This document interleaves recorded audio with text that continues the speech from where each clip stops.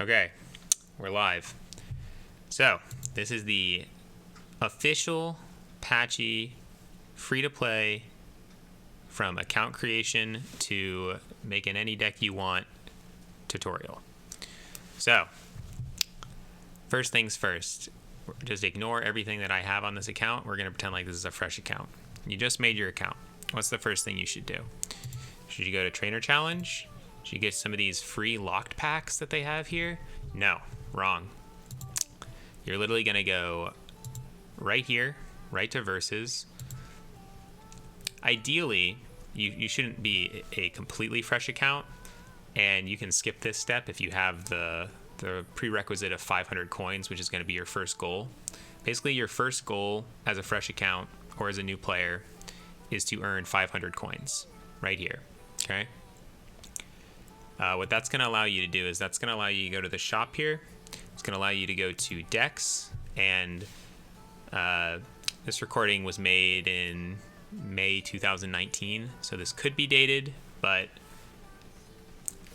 if you're watching it anytime recently, it's probably not. This deck right here, this Charizard deck is going to be the key to everything, the key to the start of everything, right? I'll explain more about that when we get to that step, though. So step one, we need 500 coins. We need 500 coins so we can buy this deck, right? So what you're going to do is you get coins by a lot of different ways. You get coins by logging in. You get coins, you get like a daily login bonus. You have a daily win bonus right here. So every time you play on ladder, if you win a game, you'll get a progress on this bar. This resets daily. You can get tons of coins on here. These mystery boxes can either be like big lump sums of coins, or they can be packs. I think there's like a jackpot for like 300 or 400, somewhere in that range of coins that you can get from these.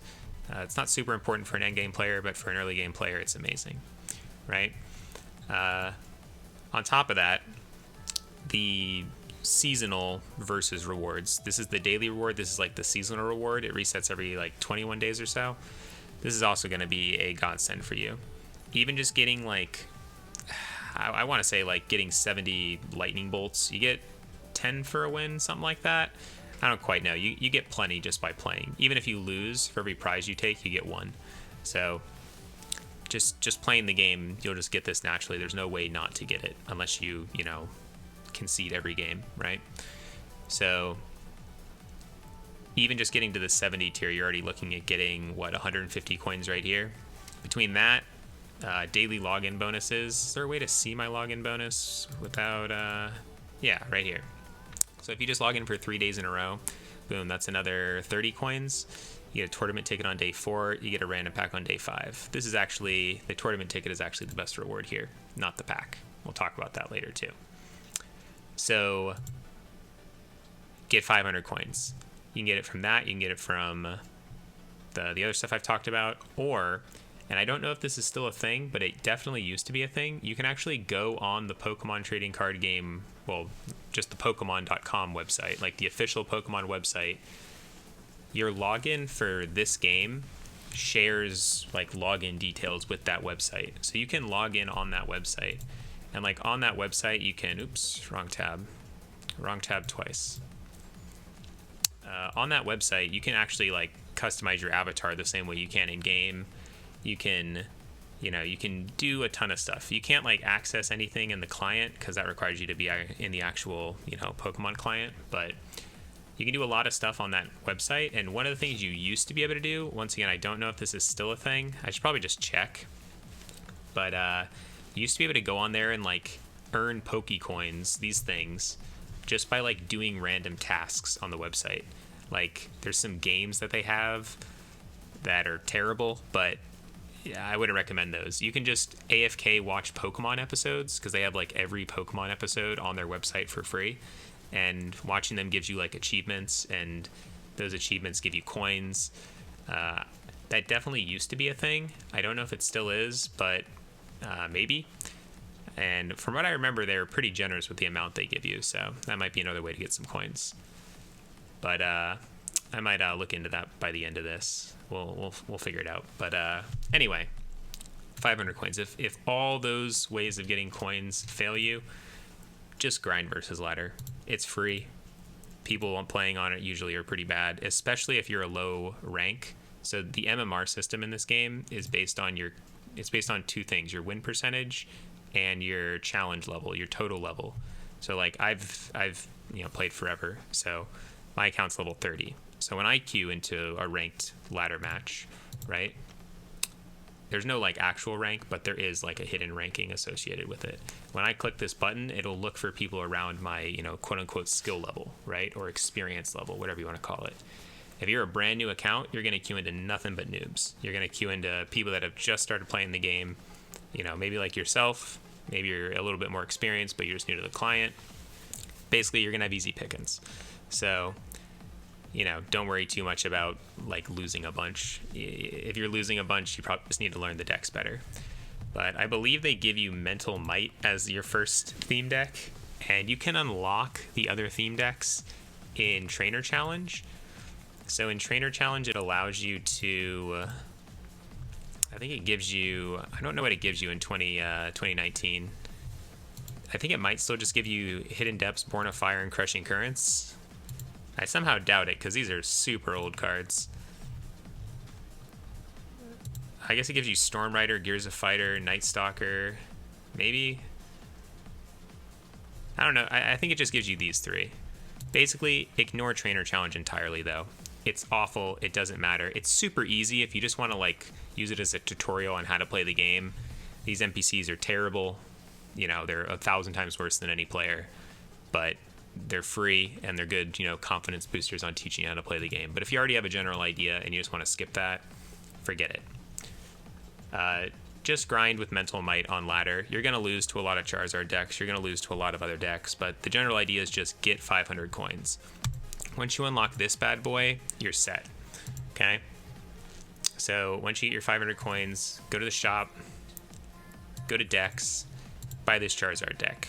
This deck is tier 0 right now. You might say, oh, Blastoise is water though. Blastoise counters Charizard. It doesn't. It's not even close. The only other decks that are mildly competitive are Blazing Volcanoes, like tier 1 kind of. Mock Strike, the Garchomp deck. If it high rolls and opens the Gibble, it can go off, but it has no end game. These two new decks are absolute jokes. They're packed with tons of good supporters if you're just looking to pick up supporters, but it's more of an IRL thing in my opinion. But yeah, the Pokemon in it are just awful compared to the other Pokemon available in the Charizard deck. I have other resources available to learn how to play this deck. It's really not that difficult though. Charizard can one-shot anything for free. Nidoqueen can one-shot anything, and you just attach a couple energies to it throughout the course of the game. Rapidash is an RNG monster. Agility, basically, if you flip heads, you're invincible. Farfetch is insane for drawing. And other than that, it has no useless Pokemon in it. That's like one of the staples of Theme in the past. Having like a bunch of useless, do-nothing Pokemon in your deck. And your ace monster is like your cool sweeper kind of guy. But this deck trumps all that. And every Pokemon in it is very good at what it does. Early game, drawing cards is amazing. Charizard, powered up, never need to attach energies to it because its ability lets you attach them from deck. Nidoqueen, find Pokemon for free every turn. Super powerful effect. Basically, the way this deck runs is get Nidoqueen out, win the game. If you're playing the mirror match, get Nidoqueen out before your opponent, win the game. And hope they don't flip a bazillion heads on their agilities. Besides that, it's just got a lot of good staples. The two Cynthia, especially. The other supporters are kind of like niche in, like Kukui's probably the second best supporter here as far as standard playability goes, but the two Cynthias will go a long way with helping you with your first standard deck as well. But enough about Relentless Flame. Get Relentless Flame. You have your new deck, right? So now what we're going to be looking to doing is getting tradable packs. The reason why this is so important is because of this little button right here. The good news about this game is it is a trading card game. See, trading card game, not online digital card game, meaning you can trade with other players. So how are we gonna use this to our advantage? We're gonna get a couple of lock packs and we're gonna turn them into thousands. See all these trades that just are coming in against my will? These are all my trades just sort of coming in willy-nilly. You know, people just giving me free stuff for listing trades. So we'll talk more about that later, but first things first is how are we going to get our first unlocked packs, right? Whoops.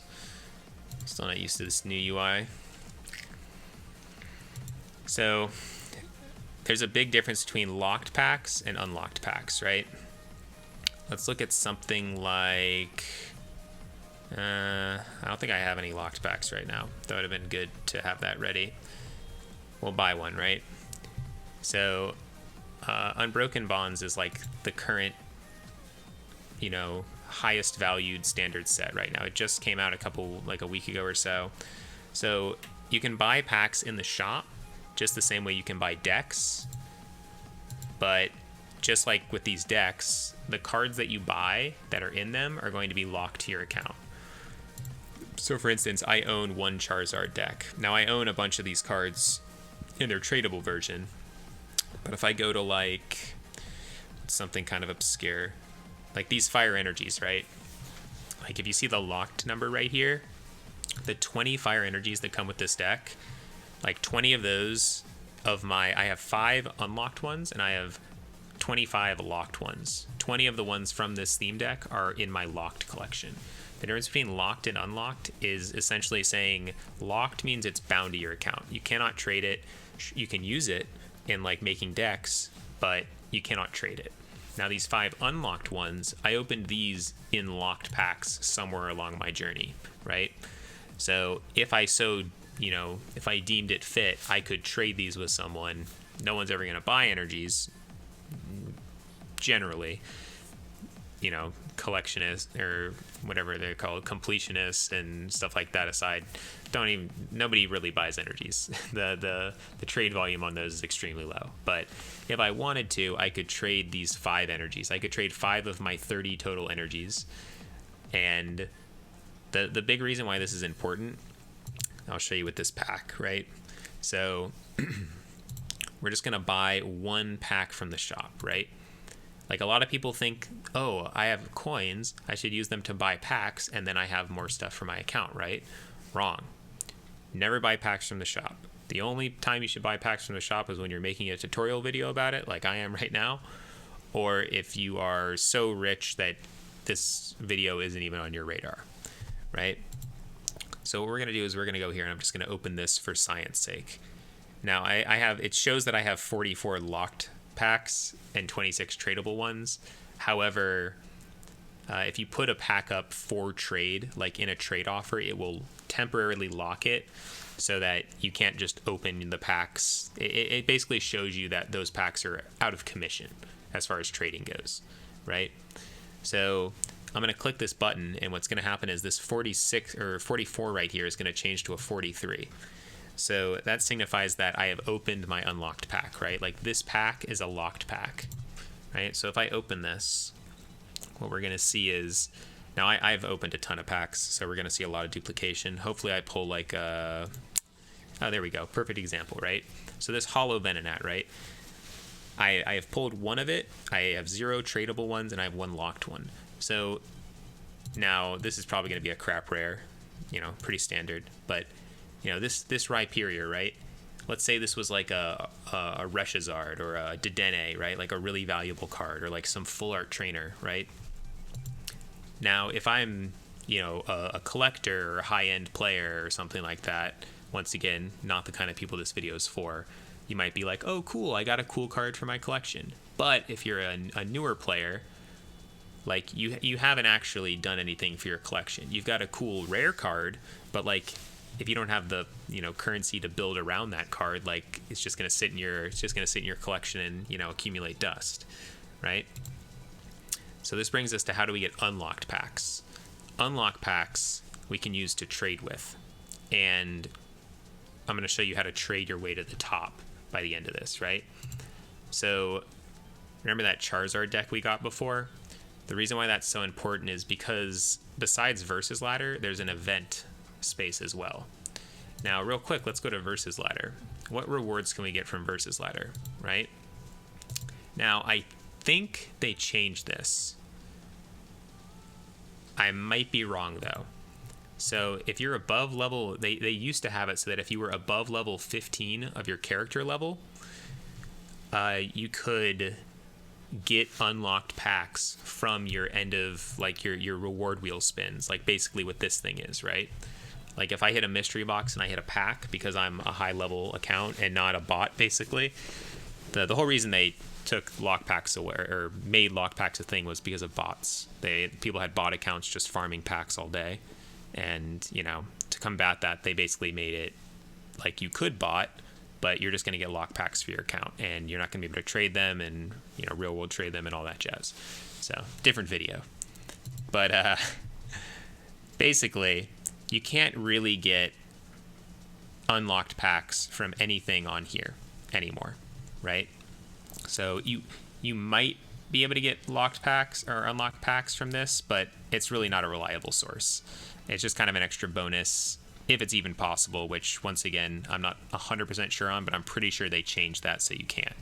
Even these packs you see here that you get from the Versus Ladder rewards, like you get, I think it's like 2 packs here, or no, you get 1 pack at this milestone, you get 2 packs at this milestone, and then you get 3 and 5. Then you get like a cool locked full art at the end of the Versus Ladder if you make it all the way there. So basically all this stuff is just locked. Like it's cool to get. The coins are honestly, the coins and the tickets are the best thing. And while we're on the topic of tickets, let's move on. So we can't get unlocked packs from here. You can't get unlocked packs from Trainer Challenge. Where do we get unlocked packs? You get unlocked packs from events, right? So the other currency besides Pokecoins is tournament tickets. Now I have a lot because of what I'm about to explain, but you can essentially almost, keyword almost, go infinite on these if you play your cards right. So once you get into this menu, you're going to be looking at 3 options, unless they change in the future, but they update this UI like once a year if we're lucky, so probably not. So you have standard, which is the standard rotation. You can bring in, you know, any deck that meets the standard requirements, right? Then you have expanded, which you can bring in any deck that meets the expanded requirements. Those are your pre-constructed deck, or sorry, your non-pre-constructed decks, like, you know, your Pikoroms, your Reshazards, your Zoros, like all that jazz, right? Theme, however, this is the godsend for new players, right? This is where you're going to make your come up, okay? The reason why is because it uses the theme decks. You can't use any cards from outside of the theme decks. You have to go in with just the theme decks, nothing else. And what this does, and the reason why it's so good for new players, is it puts you on equal playing fields with every other player. Doesn't matter how experienced they are, doesn't matter how, you know, extravagant their card collection is. It's going to put you on even playing field with them. Like if you were to go into standard with your brand new Charizard deck, you're not winning a single game. I'm sorry to say it, but you're just going to get rolled over. Like it's not a player skill thing. It's just the decks in standard are going to be way too strong for you to like deal with. You're probably going to get donked on like turn 1 usually. It's just going to be a massacre. Themes, however, with your Charizard deck, you're going to be playing the tier 0 deck, and because of that, you're going to have a big advantage over a lot of people that don't really understand, you know, where the meta's at. Real quick, 1 second.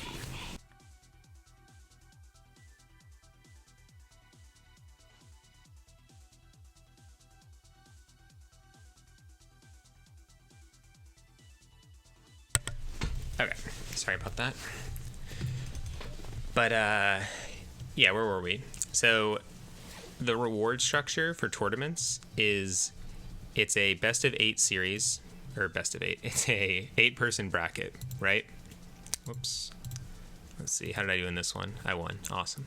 So it'll put you in an 8-person tournament, and basically there's 4 different ways you can finish. You can either go out in the first round, go out in the second round, go out in the third round, or you can win it all, right? So this is an example of one that I won. Winner, Apache. So doing this at the beginning of an expansion is by far the best time to do it. Reason being is, you'll notice here it says UNB theme. So what this stands for is this stands for Unbroken Bonds theme, right? So whenever a new set comes out, they make all the tournament rewards always guarantee the most recent pack. Not trade locked is the main caveat here that makes it so good, right? So this is 3 unlocked Broken Bonds packs. And it only cost 4 tickets to enter. I could go into the short answer of why themes are even better than standard, even if you have the same win rate, is at the end of a tournament match, you get to spin this little wheel, and the rewards on that wheel are far better than the rewards in the versus ladder games. Like, they very often will give tournament tickets, and they very often, if they don't give tournament tickets, they'll give a ton of coins. And coins will be used later for trading, so it's always good to have a lot of these. But the tickets, that's the main big thing. So like this, where's that tournament? So this tournament that I won, right? Now I got 4 tickets to enter, and I won 200 coins and 3 packs for winning first place. But that's not all I won. I also got 1, 2, 3, because I won 3 matches. I got 3 spins of the post-match tournament wheel, right? Now, on average, you're getting about 1 tournament ticket per match on average, because sometimes you won't get a ticket, but about 50% of the time I find you roll the ticket roll, and then on top of that, you can win up to 4 tickets per ticket roll. So if you get really lucky, you can just completely win back your buy-in by winning one match, right? So sometimes you'll walk out of it, like if you win a tournament, let's say, sometimes you'll walk out of it with, packs, coins, and more tickets than you entered with, which is where like going infinite on tournament tickets comes in, right? So like if we just look at my history here, sometimes you won't do so hot. This time I went out in 3rd place, right? So I only got the 1 pack and the 50 coins, right? So you get 1st place, 2nd place, 3rd place / 4th place, and then if you go out in the first round, you get what I call the chest of shame. So I think I have a chest of shame right here. Yeah, I have a chest of shame right here. Lost the first round of the mirror match. Sometimes nothing you can do about that. But on average, like there's another win. There's another win. 2nd place. 3rd place. 1st place. Like the packs really start to add up. And if you can win a tournament, winning a tournament is insane on so many fronts. You get lots of packs, lots of coins, and usually you're going infinite on tournament tickets. So just a great way, like such a great system they implemented into the game. Very free to play friendly. Your biggest asset as a new player is going to be learning how to play that Charizard deck. If you can play that Charizard deck well, and you can get some tournament wins, or tournament, first places even, just getting a few wins is enough to get you started, honestly. Like if you grinded, 12 tournament tickets by playing versus ladder, and you entered just 3 tournaments, right? Let's say you get 1 win on each of them on average. You still have 3 packs to start with, and it may not sound like a lot, but it's plenty. So let's pretend that we have done step 1, get 500 coins. Step 2, use those 500 coins to buy a Charizard, right? Relentless Flame deck. And we've done step 3, which is get tournament tickets from either the versus reward ladder, the daily win tracker, or the login screen over here. You get 1 every 5 days. So, they'll add up eventually. Every time you get 4 tickets, if there's a good tournament rotation on with good rewards, just go in. Don't even think about it. Worst case scenario, you come out with a chest of shame and a little bit of experience. Best case scenario, you might come out with 3 packs and, more tournament tickets than you started with, right? So we've done step 1, 2, and 3. And now let's say we have, you could do it with 1 pack. But let's say you have like 5 packs, right? So you have 5 packs to your name. Now you could do the fart strats. Shout out to Fart. Where Oh, I have 5 packs. Let me rip all my packs. Oh, look, I pulled a card that's worth 10 packs. I'll trade it for 10 packs. Let me rip all those packs. Oh, cool, I pulled a card that's worth 20 packs. Let me trade it for 20 packs. Let me rip all those packs. Oh, wait, I have nothing now. And I traded away all the good cards I pulled. Oh, shit. Now I have a bunch of common, uncommon bulk and a couple of maybe suboptimal rares, right? You're not making a deck with that, right? So this is the golden rule of step 4, which is accumulate packs. Never rip packs. The only people in this game that should be ripping packs are gambling addicts or people like me that don't care because I already have everything, right? I just do it for entertainment. I give away packs. You know, it's all lost on me because I'm already rich, right? See, I can pull Rhyperiors and shiny Alolan Dugtrios. Look how fabulous. And I cannot feel bad about it because I already have like all the cards in the game, right? But what I just did there, you should never do it. It's a terrible investment. I had 1 pack. Now I have a useless rare and a useless foil and 3 useless uncommons. See what I did there? I just lowered the value of my account, right? But back on track. Let's pretend like you have those 5 packs, right? So you go on public trade. You're like, oh, cool. Okay. Well, Lele, you know, well, I guess I can just type in this. You know, Lele GX is a really good card, right? I'm going to need a couple of those for my deck. Is this going to update? Sometimes it's a little buggy. Sometimes you have to click this on and off, and then it'll start updating. And you're like, okay, well, I need a Lele for my decks. Oh, wow, Leles are actually really cheap right now. Like, really cheap. But, you know, let's say you go on there and you're like, what, 8 packs for a Lele? Even though, I mean, obviously, like, some for 6 right here. Where is it?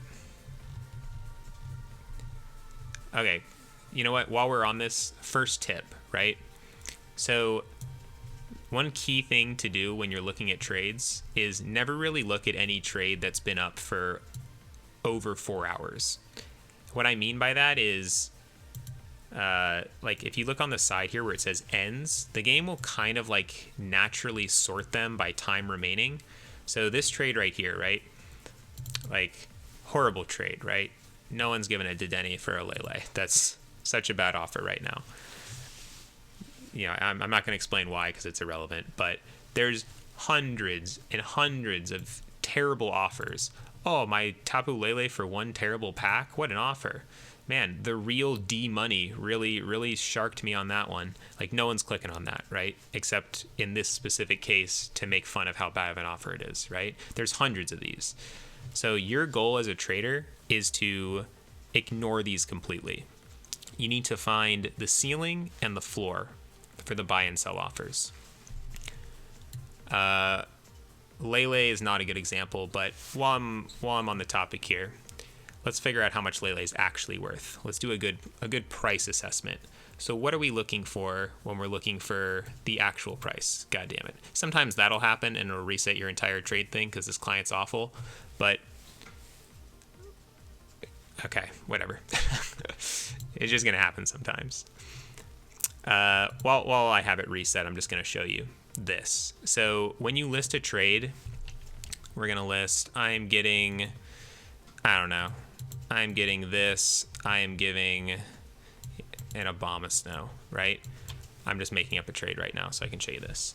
So whenever you list a trade, and this goes for everyone in the game, it'll ask you, how long do you want to list your trade for? 8 hours, 24 hours, or 48 hours? Now you might think, oh, 48 hours, that's the most, god damn it. Too good of a trader, I apologize. I got too many good trades coming through. But you might think to yourself, oh, 48 hours, you know, that's up for, you know, twice as long as 24 hours and 6 times as long as 8 hours. Like, it's much more likely someone accepts my trade in that time. Well, technically true, not exactly, for 2 big reasons. One is nobody lists serious trades for 48 or 24 hours, generally. Like, 99% of good trades are in the 8-hour range. The reason for this is both on the seller side and the buyer side. The seller side is if you list a trade and it fills, this like coin cost right here is the reference I made earlier to why coins are very valuable in late game. Don't spend them on booster packs. Don't spend them on new decks that come out, new theme decks, unless someone experienced tells you that it's like a new tier 0 deck that's going to be the best deck in theme format. You know, there's no reason to buy anything with coins from the store. But you need them for trading. And the reason you need them is if I list a trade, if I list an 8-hour trade, right? If that trade fills, I get my 8 coin deposit back. This is like a deposit. If you don't know what a deposit is, it's basically saying you hold my 8 coins hostage. If my trade goes through, you give them back to me. If it doesn't go through, the 8 coins disappear into the ether, right? Nathan, this little entrepreneur has a good business going here. So basically, what this is it's a tax on idiots. It's also a tax on, you know, you're going to have some trades that fail. I'll talk more about that later, but it's a tax on idiots. It's a tax on these people that, yes. It's a tax on these people that put up trades like this. Like this card worth 1 or maybe 2 packs. This card worth at least 5, maybe 6. Hundreds of people put up hundreds of trades like this daily. I'm in a Discord where people do it like 24/7, and they come back and they list, like they're like, look at this screenshot of this trade I sniped. It's like, oh, okay, cool. How long did you spend finding that trade? Like 8 hours, and you made like 2 packs? Cool. But like whoever listed this trade literally just threw away 8 coins 99% of the time, right? So that's what the deposit's for. And the reason that's important for a seller's perspective is because you don't want to lose your deposit. The reason it's good for a buyer's perspective, if it would ever load all my trades, is when people are looking to buy things on public, I'm pretty sure most power traders do this too. You don't look past anything that has more than 8 hours on it, right? So this trade right here that has 6 hours and 5 minutes, this has been live as far as I'm concerned for 1 hour and 55 minutes, right? Because when you list it for 8 hours, you know, minus the time that's been up, it's been live for a little while. You know, it's probably a bad deal because it hasn't been eaten up yet. Oh, look at that. It's a good card for a bunch of shit. Awesome. But I'm not really sure why it's not choosing to load more trades for me. I might have to go a little more specific here. So let's look at Full Art Lele, right? So a good way to search for exact cards you want is you use the exact number, right? So this is Guardians Rising 137. So sometimes this bar can be a little bit iffy. So I go into here, I say I want Guardians Rising 137. And let's say getting. So this is going to show me all the trades in which I am getting, see the I'm getting section, a Tapu Lele full art, and you know the price I have to pay, right? Okay, here's a good example, right? So you can see this trade right here. This trade right here is 5 minutes and 35 minutes, 5 minutes and 35 minutes. So this guy listed these 25 minutes ago, roughly. So they've been up for 25 minutes. This is usually a good indicator. Like you can see here, this is the lowest price. So this is, as far as I'm concerned, the going rate for Tapu Lele, right? So we have, you know, some not so good offers that have been sitting around for a while.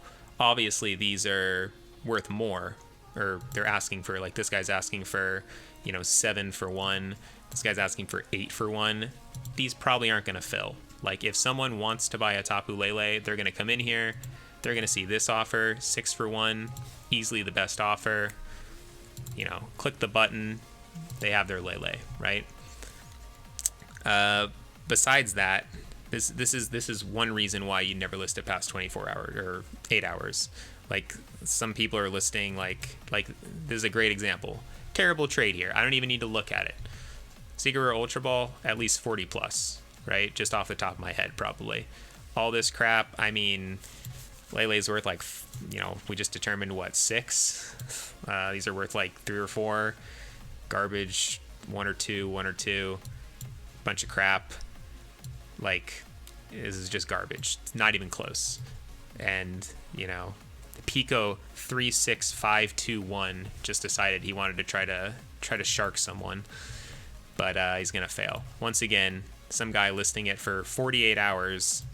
Bachelor 2525 just wasted his money, most likely.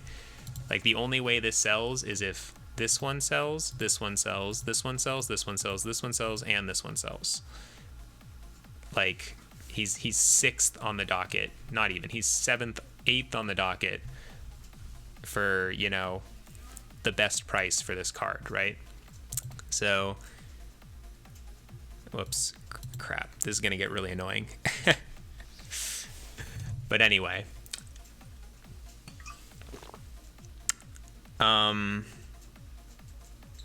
So this is an example of just how to look at trades. That's the basic intro on how to look at trades.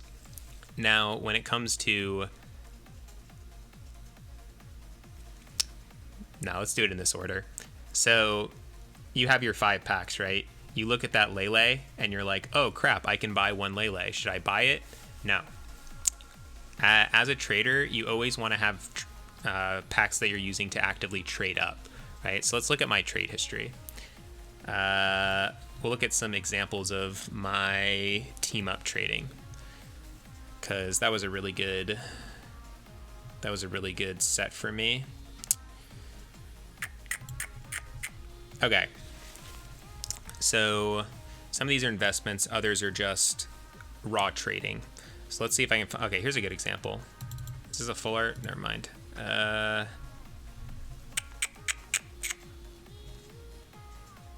Okay, Erica's Hospitality, right? So what are good cards to flip, right? Because flipping is what we're doing here. There's basically 2 ways to, quote, make packs off trading in this game. There's flipping and sniping. Sniping is constantly refreshing the public offers and looking at, like, the trades that have 759, 758, 757 on them, because sometimes people will list trades that are just terrible value for, like, them, the trader, without realizing it. They'll be like, Charizard's my favorite Pokemon, I want a Charizard GX, and I'll list, like a Lele or something actually valuable that I just pulled from a pack just so I can get my Charizard, right? And, like, there's some people that swear by that, but it requires a ton of effort. It requires sitting there refreshing a terrible UI based, like, auction house. Honestly, not my cup of tea. It also requires you to A, have a very big collection, otherwise you're just not even going to be able to accept a lot of the good snipes, and B, it's going to require you to have like a very good understanding of what all the cards in the game are worth, right? Because there's tons of people, there's entire discords that are dedicated to doing this. There's entire discords that are dedicated to being like, yeah, I'm sniping right now, nobody else snipe, because, if you don't have that quick, like, oh, this is worth this is worth this is a good deal, accept. Like, somebody else that's sniping is just going to get it before you. There's a general rule of thumb that if a trade is older than 5 minutes, it's probably at best an average trade, because all the good trades get eaten up in the first, 2 or 3 minutes of them being listed. Like, they're really good trades. But flipping is something you can do on your own time. You just need to spend, like, when I do flipping, I do it in, like, 15, 20 minutes a day. Just list a bunch of trades, wake up in the morning, come back from work, do, whatever, check my trades, see which ones worked, relist the ones that worked, don't relist the ones that didn't, and, bing, bang, boom. All of a sudden you got a bunch of packs. So let's look at some trades that I did here. So Erica's Hospitality. This was a very hot card. As far as cards to flip, the best cards to flip, in my opinion, are cards that are not extremely, salient in the meta. By that I mean cards that aren't big ticket cards. Like right now it's like Charizard. Is that a good card to flip? Probably not, because literally like 50% of the population already has their eye on that card, right? So what are good cards to flip? trainer staples, great cards to flip. Certain rares from either current sets or older sets that are used in like rogue decks, right? So part of the finding cards to flip is doing a little bit of research. Real quick, I'll show this one, and then I'll show a good website to use to actually find flips, right?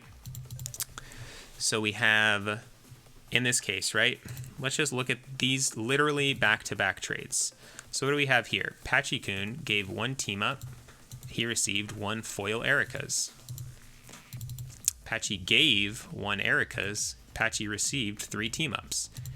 It seems too good to be true, and the first few times you do a couple flips like this, you'll think it is, but these are all over the place.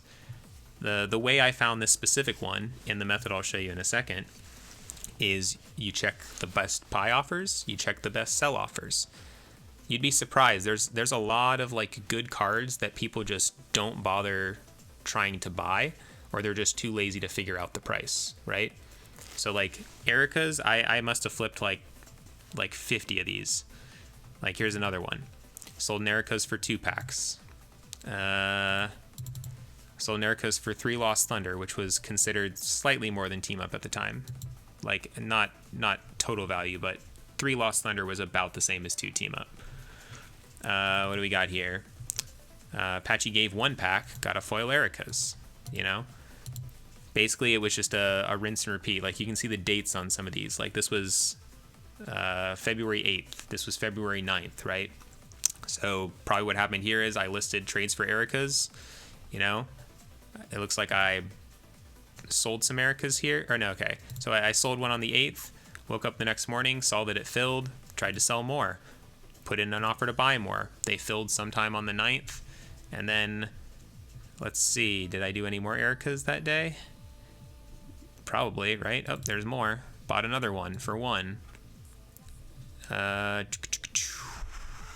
Took a little break here, it looks like, but oh my god. How much you want to bet this was with PokeFan? She gave me all the Patrices, I gave her all the Slowpokes. Yep. Classic. But yeah, this kind of got cut off. Like, it only keeps your trades up to a certain amount of trades, but I assure you, I was flipping Erika's the entirety of the beginning of Team Up, because I guess no one else was. It was a new staple card, a new staple trainer. It was a rare, I believe. Yeah, it was a rare, so they were pretty hard to come by, but people still wanted them for their decks. They wanted their play sets. They wanted their foil versions, you know, all that jazz. So, you know, I saw an opportunity and I started flipping them. Now, let's imagine you're a new player, right? And you find that flip, right? So you start with 5 packs. In one day, you know, I bought like, let's say I bought 4 of them over the course of 2 days, right?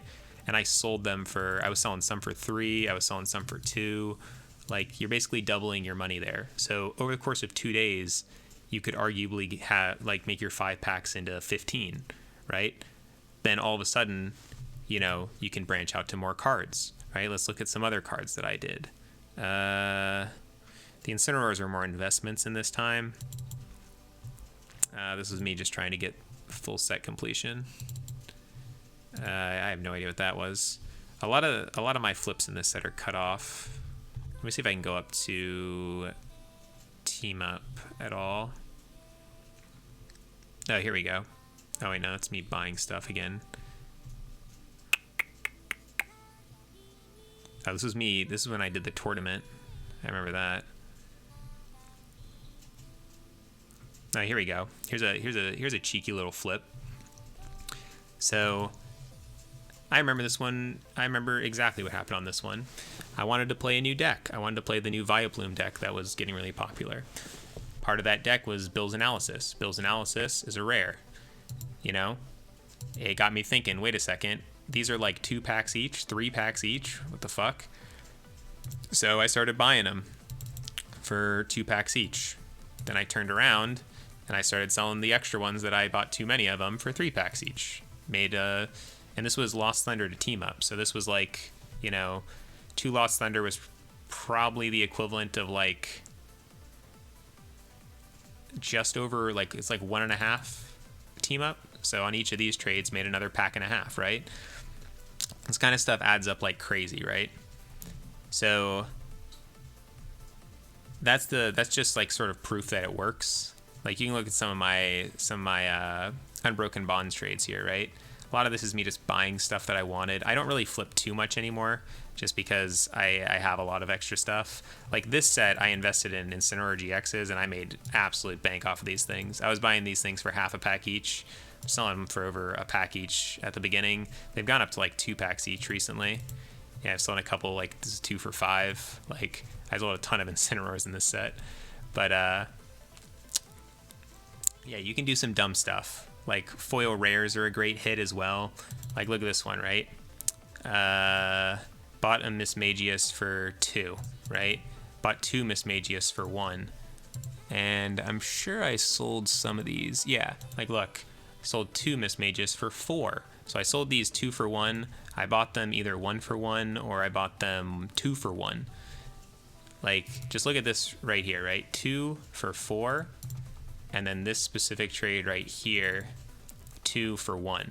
So yeah, this isn't a foil, but you know, honestly, they're kind of all the same. Like some people will pay a little bit more of a premium for foils, but usually people don't care. But this is basically a 3-pack swing on just that one trade, right? Like that's just proof that it adds up. So the real question is, how do we find these trades, right? Let me pull up a website real quick. There's a website called Limitless TCG. This is a great website. Let me see if I can get it on stream/recording real quick. Just add this. Beautiful. Okay. So, I want patchy there. There we go. Pretty. So, Limitless. This is like a tournament tracker. It's also a great resource for finding decks that people are playing, like what's popular and stuff like that. Like if you have a good idea of which cards are good, which cards are going to see play, which cards are good rogue contenders, like you can do it without this. But if you're completely ignorant of the meta, this is a great way to get a grasp on potential flip targets, right? So the first thing is maybe a little bit of research, right? Like, you know, Pikachu Zekrom, right? Everybody's playing this deck. What are the average card counts of Pikachu Zekrom? You know, people really like their Electro Powers. They really like their Lilies. They really like their Ultra Balls. I mean, Electro Power is a pretty niche staple. Let's take a look at Electro Power, right? So let's see. Electro Power is Lost Thunder 72, right? So let's go back here. Let's just do a little research, right? That's where all this comes into play. So let's go to Lost Thunder 172. Now, we're just going to do this. If you don't have the cards, you're going to want to unclick this so you can just see all the trades that involve them.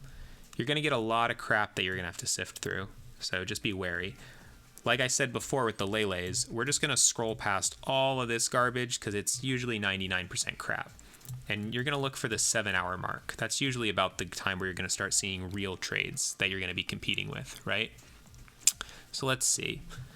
Right here, we have some dude just ruining his coin collection, and he's trying to buy Electro Powers for a bunch of random commons and stuff like that. We're not looking for these. We're looking for cards for packs is what we're looking for here. Great example. So Mr. Ultra Sub-Zero here, he has the first reasonable offer we're looking at, which is he's asking for 4 Electro Powers for 1 pack, 1 team up, which is a relatively decent pack right now. Can we find any other card for pack offers? Here we go. Here's another one that looks pretty fresh. So this is the opposite. This is a sell offer where this guy is selling 2 Electro Power for 1 Unbroken Bond.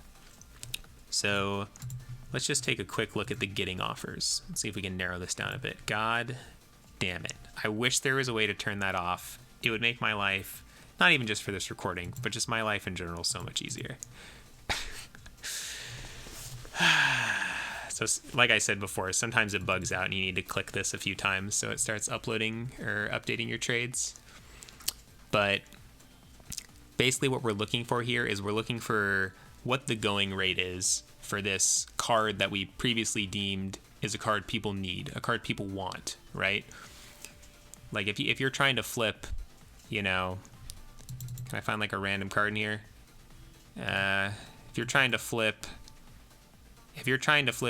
well, actually buff padding might be a decent card. If you're trying to flip chip Ice Axe, good fucking luck. No one in their right mind is like, you know, snarling at the bit to try to get their hand on a playset of chip Ice Pick, most likely. But Electro Power, there's tons of people out there that are trying to get their hands on Electro Power. Okay, here we go. We got some good pack for, so this guy is offering, he's asking for 2 for 4. So once again, he's asking for 1 pack for 2 Electro Power.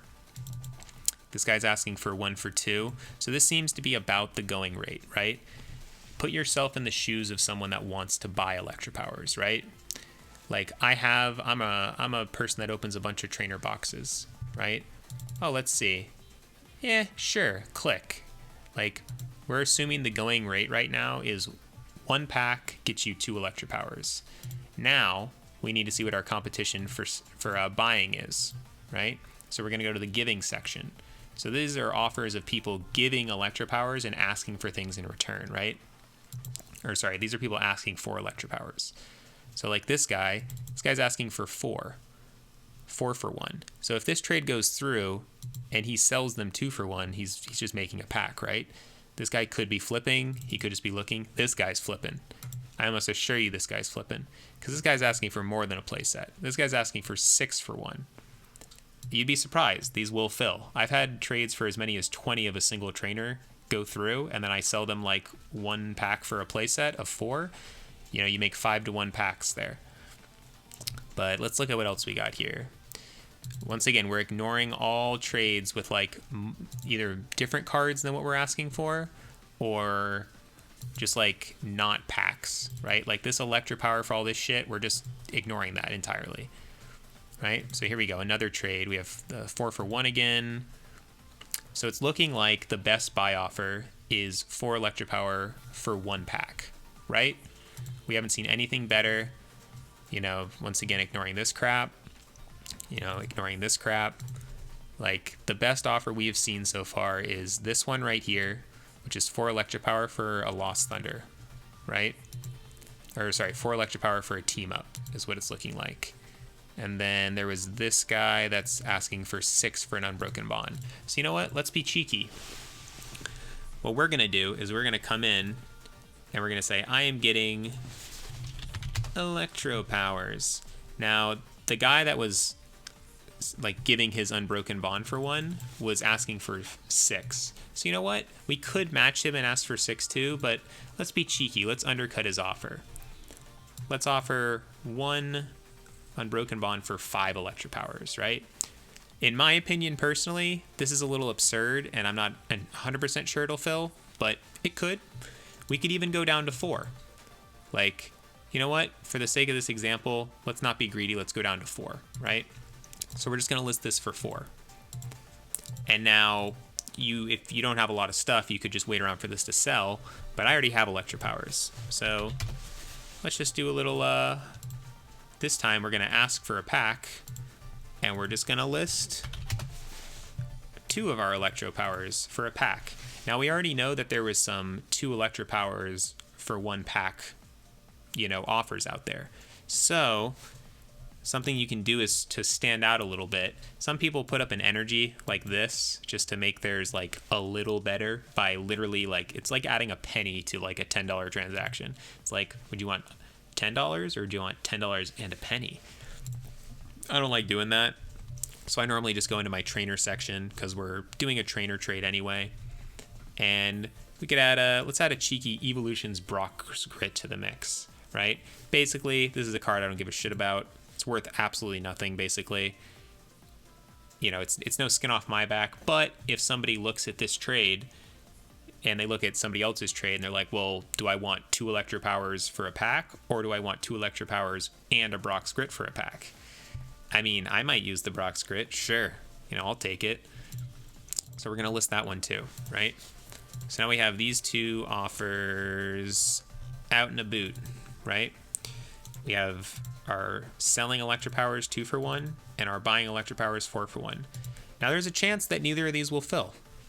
There's a chance that, you know, only one of them will fill. And if that's the case, the way I see it is worst case scenario, right? Neither of them fill. Oh well, we've lost 16 coins. You can always earn more coins, right? You know, you're going to miss 100% of the shots you don't take, right? We've done reasonable research. We looked at the buy offers. We looked at the sell offers. We realized that right now, this trade right here is the single best offer for people selling Electropowers and wanting Unbroken Bonds packs, right? Like if someone was in the mood to sell some Electropowers they had, they will take this offer. This is the best offer. On the same foot, this offer for buying Electropowers, say someone wants to play, you know, a Zapdos or a Pikarom variant, this is now the best offer for selling. Now the discrepancy is quite apparent. It's, you know, basically a 2 for 1 trade, 4 for 2. But the fact of the matter is these are the best offers, right? I have now, minus the, you know, people that are going to see this and go list their own Electropower trades, I have now cornered the Electropower market, right? So what do you do now? You either just, you know, I mean, let's assume we're done listing trades for the day. You just get off, go to sleep, wake up, and then you come home from work or sleeping or whatever, and you see all this jazz, right? Like whenever you see posting expired, that means your trade didn't list. That's completely fine. If every trade you're listing is, you know, being picked up, you know, it probably means you're not doing good enough margins. It probably means you could, you know, make a little bit more profit on either end there, on the buying or selling end. But, you know, if you're getting a good ratio, like above 50% is a good ratio to get. Like you see here, we have, you know, fail, success, fail, fail, success, success, fail, fail, success, success, fail, success, success, success, success, success. Oh my God, I can't say success multiple times. We'll say completed, completed, completed, completed, completed, completed. Like, as long as you have over a 50%, you're going to be fine. Like, you know, you'll always earn enough coins just by playing the game naturally that you shouldn't really ever run out of coins. Like, you know, you can keep playing theme tournaments behind this once you start power trading as well. And, you know, you'll get a good ticket collection. You'll eventually, if you get good enough at the decks, you'll be able to go infinite on that as well. And, you know, rinse and repeat that until you get, you know, as many packs as you want. So let's go ahead and swing back over to this really quick. So we determined Electropower was a good card. Once again, how do we find that? Looked at a meta deck, saw this card highly played, you know, only available in one pack, never reprinted. So it's a good chance that the really good cards for this, and this is a little bonus tip, the really good cards for this are cards that are not in the current set.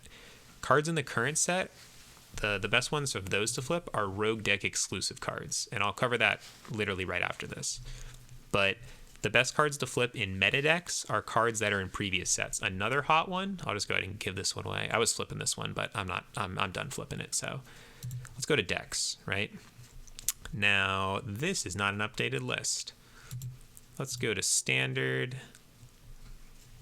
Let's go to, this is, where's Charizard? What if we go to Japanese?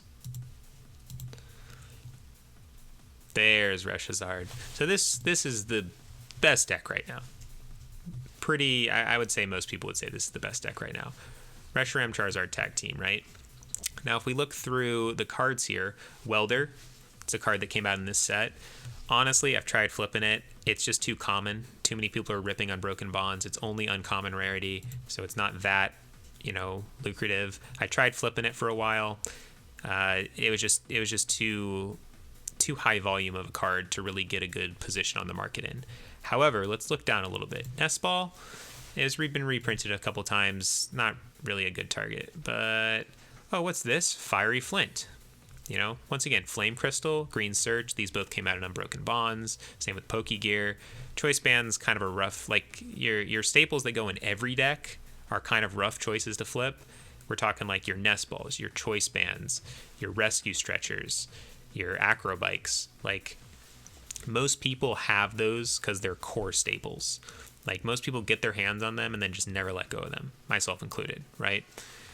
Now, Fiery Flint, though. Let's look at this card. Okay, so it's a card that only goes with fire archetypes, which haven't been popular for, well, ever, really. Well, not in recent times, at least. Where does it come from? Dragon Majesty. A short printed set? What? A short printed set that has been out for a long time, that the card hasn't been relevant for a while. Let's take a look at Fiery Flint. 60 in Dragon Majesty. So let's go ahead and kill this. Go back over to our cards. Let's go ahead and go to Dragon Majesty. Type in 60, so we're only looking for trades with Fiery Flint. Go ahead and let it update. Scroll down to our 7-hour mark. And let's look. What's this? People are asking for one pack for one uncommon? Huh? That's not right. Or is it? So let's go to getting first, right? These are people that are selling their Fiery Flints to us, right? So if we go to the 7-hour mark, aka the freshest trades on the market, we have somebody is asking for 2 packs for a single uncommon. You know what that sounds like? That sounds like a really good flip target, right? So let's see what this guy wants. This guy wants 2 packs for a Fiery Flint. He did the next level, like, small upgrade strat, and he added an avatar item. Some people think these are like rare. They're not. There's only like a few that are rare, and don't even worry about it. But okay, this guy's offering 2 for 3. That's objectively better than 2 for 1, or 1 for 2. But so this is the new current best offer that we need to compete with, right? You know, we got another 2 for 1. We got a 10 for 4. That is this. Oh no, that's terrible. That's awful. That's over 2 to 1. What am I saying? I'm like trying to do the math in my head. This is 4 to 1. This Cinnabar Bortz. This guy needs to be hospitalized. This guy's not of sound mind and body. But we got 2 for 1. We got 2 for 1. Like, this is an example of a guy that just has either no idea what he's doing. I guess these are hollow. Is that the gimmick here? No, these are. But this guy did not check the prices, because if he checked the prices, he would know that these are extremely poor margins. And there's 1, 2, 3, 4, 5, 6, 7, 8, 9, 10, 11. Like, there's tons of trades that are better than his. Like, his trades are never going to get accepted. It's all about figuring out the margins and then just going with it, right? So I think this item got leaked because there was not this many people doing this when I started it. But there's a shit ton of people flipping this item. So more 2 for 1s. Some people are asking for 3 for 1 for the foil. Like, so basically the going rate here, I think it's safe to say, is 2 packs for 1 flint. So let's look at the giving section. How much you want to bet that people are buying them from people for 1 pack? I would be willing to bet a lot. This guy's buying for like 1.5, almost 1 Unbroken Bonds. That doesn't really count. Crimson Invasion's hardly a pack. Same thing with this one. This guy's doing like the 1-up offer. Oh, look, 2 packs for 1. These packs are not worth as much as Unbroken Bonds. Unbroken Bonds, the newest pack is generally always going to be the most valuable pack in the game.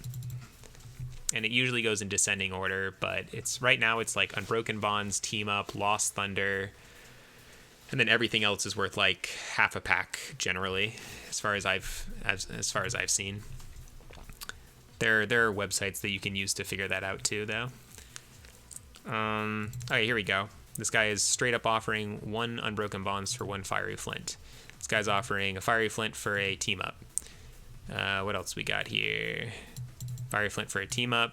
So there's basically a ton of people buying 1 to 1, right? Or, I mean, this guy's buying 2 to 1. That's ambitious. But, more 1 to 1s, more 1 to 1s. So if you were so inclined, there's not really a margin to beat here necessarily, unless you want to get into like, you know, fractions of packs. But, you know, if you were so inclined to get in on this, you could go to Flint. Just be like, yeah, I'll try to buy a Flint for a pack, see if it sells. You know, whoops. Because there's so many, this is normally one of those circumstances where you want to sort of, you know, sweeten the deal a little bit. So it's like, I want a Flint. I'll give you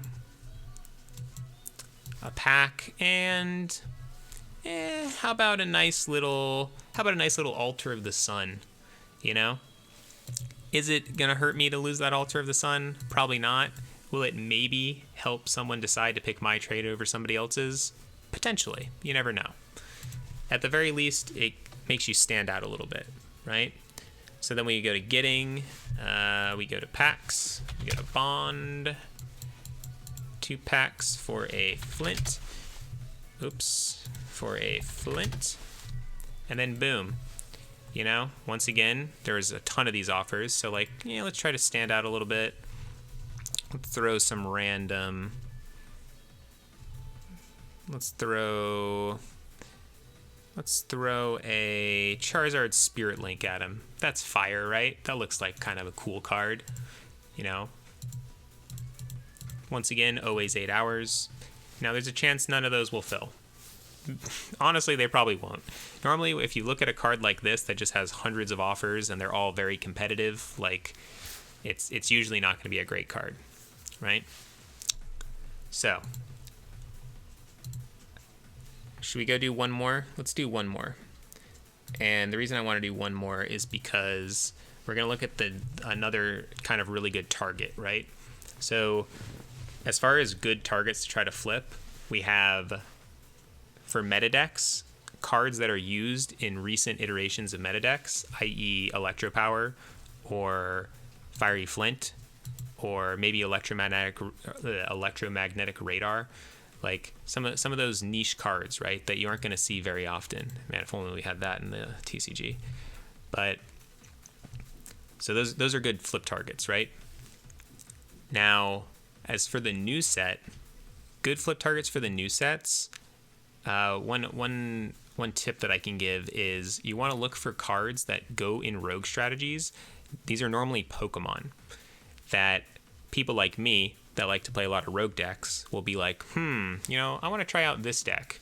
Like, let's try out this deck. A good way to find these is if you go to Limitless, sometimes you'll just sort of know they exist, like the Gyarados deck from Team Up, right? Very obvious card that, like, goes in its own deck. You know, it's basically just that card. Like Giratina from Lost Thunder, I believe. Like, it basically goes in, like, the Giratina Malamar deck. It's not super relevant to the meta right now, but, like, some people are going to want to buy it, you know? Stuff like that. A good way to find these is you go down to Standard. You go down to... We're going to want to look at Japan because Limitless hasn't really updated for the new set as far as... because there hasn't been any tournaments.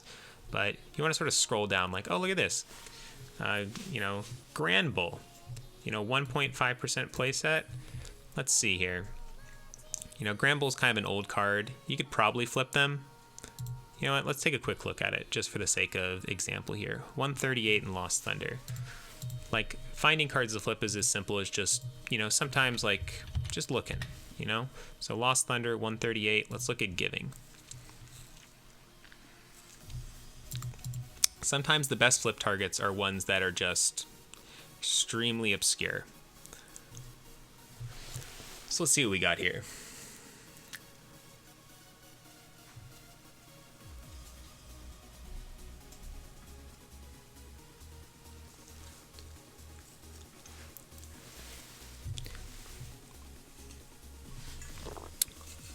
So this is actually a pretty good sign.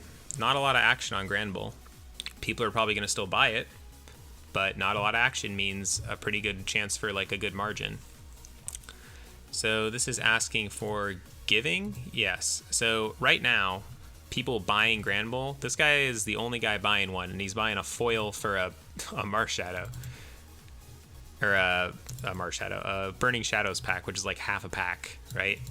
This guy's buying this guy's buying a playset for 2 packs roughly. Barely 2 packs. And that's a bit ambitious. But let's look at getting. Anybody trying to buy Grand Bulls right now? Or anybody trying to sell them? So this guy's selling a holo for a Crimson Invasion. This guy's selling a holo for 2 FL. These are some weird, like, okay, this is a more standard one. So this guy is selling a playset of 2 for 1 Lost Thunder. So this card, I would almost put this in. Oh my god, good luck with that, buddy. This card's probably not a great target, right? Not a ton of action on it. The action that there is on it is pretty low value stuff. So you could just throw this one away, or you could try to do what it looks like this guy's trying to do, where he's just trying to buy a ton of them. Like if this trade goes through, he can sell these each for a pack each maybe, and still make a decent, profit, right? So, yeah, I don't know about that. We could try this one, but for the sake of example, we're going to, oh crap, I forgot to take this thing off. Oh well. Basically, all the trades sucked. Just know that. Anyway, moving on. The last thing to look at is promos. Promos in the TCG, the online TCG, are very lucrative. So, just a quick example of one that used to be lucrative, but isn't anymore. I used to flip the hell out of this one back in the day. I want to say it was 45. Is that right? Yeah. Magic Swap Tapu Lele. So this card used to be like this card used to flip like 6 to 2. Like 6 packs selling, 2 packs buying. It was ridiculous. So it looks like we got a card shop owner or something selling off all of his cards, whoever this trainer 8019779 guy is. But yeah, basically looking for certain promo cards can be really lucrative. Another great one was Nuzzle Pikachu. I forget what the number on it was. Let's see if I can find it real quick. What promo number were you? That's the Japanese version. It's not really important to show. Just trust me on this one. It's worth a lot.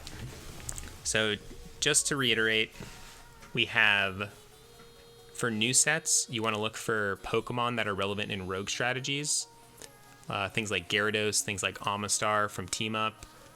From the new set, things like Salazzle. There's like a Salazzle Unknown Hand deck that's pretty popular. It's also just a decent staple. Things like Weezing, like the Weezing deck's kind of popular. Even stuff as crazy as like the Catterday deck, like the Persian and the Meowstic from the Catterday deck. Like people will buy them. Not a lot of people will be looking to sell them because they don't think they're worth very much. So if you can find a good margin there, you can start making some good flips. Old cards that have become recently relevant in meta decks is another big one. Your Fiery Flints, your Electro Powers, stuff like that. Those cards will just skyrocket, in accessibility in relevance, basically. So a lot of people that didn't have them will look to buy them.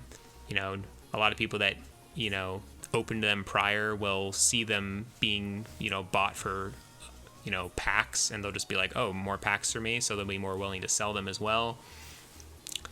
Great item. Promos, watch out for good promos that come out, because you can't really earn them in game anyway. The only way to get them is through codes. They just get traded like crazy, and the margins on them can be insane. Like all the evolutions were nuts when they came out. Those were great flips. They still are, to be honest.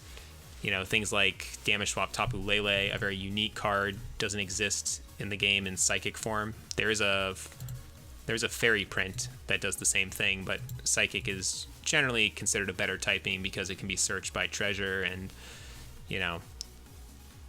like Psychic decks are just more popular when it comes to like spread stuff.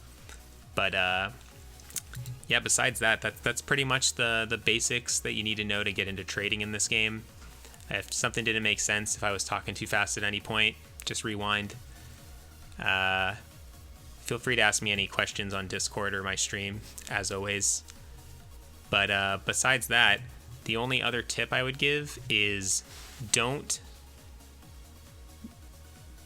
spend packs to buy cards that you want to actually play with until you have like a good cushion, right? So never spend more than like 50% of your current packs is a good metric. If you do that, you'll never run out of packs. Some math geniuses will get that joke. But like if you have 20 packs, don't buy a card that's worth 15 packs, right? Because then all of a sudden you're back down to 5 packs. And instead of turning those 5 into 10 over the course of a day of trading, you might only be able to turn, or you might have been able to turn those 20 into 40. And then you could buy that 15 pack card, and you would still have 25 packs, like to trade with, and, turn that into more packs. So as long as you're not like spending your entire net worth on like a couple cards, then you'll be fine when it comes to just like continually printing packs. Besides that, I think we covered just about everything. Get your coins, get your Charizard deck, go on theme tourneys, win, get packs, trade them up. Don't spend more than half of your packs on a single card.